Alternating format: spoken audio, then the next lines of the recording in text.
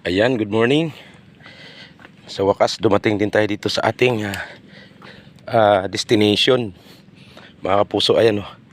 Ang daming mga, hindi ko alam yung mga ano na to oh. Mga shell. Mga parang suso na maliliit. Yung dami oh. Kung sino man nakakilala niyan oh, mga kapuso, gulpian, dami. Dami talaga. Oh, dito pa oh. Dami oh. Dami. Talagang ano kaya to? Nakakain kaya ito? Yan mga kapuso, ang dami oh.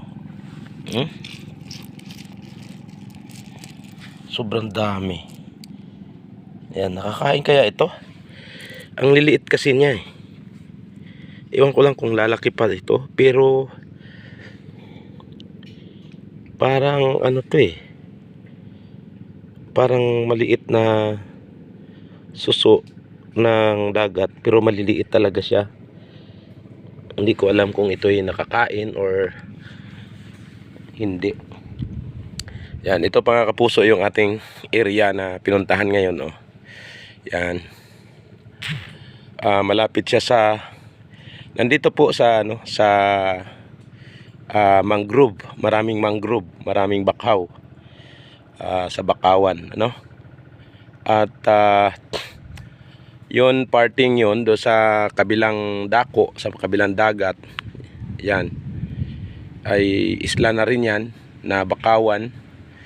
Tapos balik tayo dito sa kabila kapuso, ayan. Yan na yung mga fishing boat na dumaong. Tapos dito naman ay yun yung pier. Pier yan. Ayan kapuso, ang ganda ng area. Ayan. Kaso pupunta tayo doon sa banda roon sa ano. Excuse. Nabahing ako. Yan. Punta tayo dito. Madulas kapuso yung bato. Pero ang malalapad na bato, ayan o mga kapuso. Ang lalapad na mga bato na naandito sa tabi. Maganda siyang, pagka lumaki ang dagat, maganda rin maligo dito, ano? Dahil malalapad yung bato. Ingat lang sa sisi. Yan. Tayo ay pupunta dito. Yan, mga mangrove yan. Yan. Diyan sa taas naman ay mga ano na yan, mga bundok na yan. So dito tayo sa tabing dagat. Maraming mga shell dito, pero hindi ko lang alam kung mga ito'y nakakain. Ang alam kong nakakain dito yung ano lang, yung sisi or talaba. Yan, marami dito oh. Daming talaba mga kapuso. Yan, ang ganda. At saka doon talagang napakaganda po na lugar, tahimik. Ganda po dito mag muni-muni kung ito'y ma-develop. At magandang gawa ng liguan, ano? Ayan.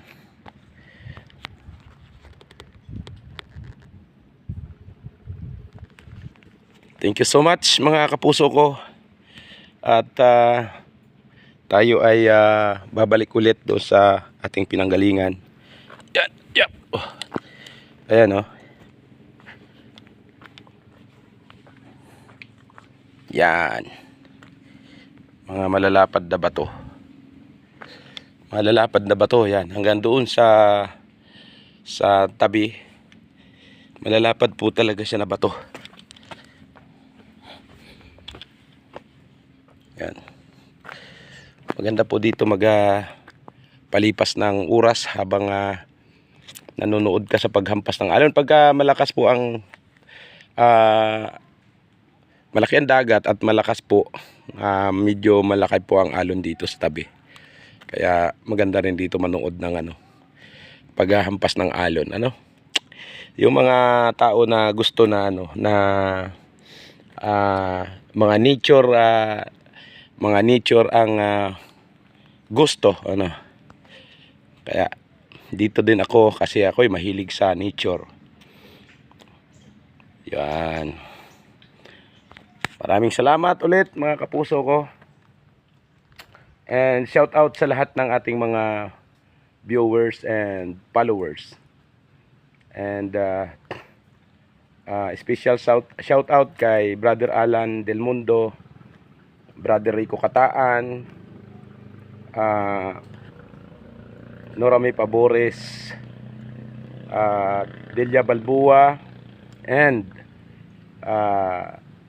especially sa ating followers na taga Pampanga, si Mil Isip. Good morning sa inyong lahat mga kapuso, and thank you. God bless.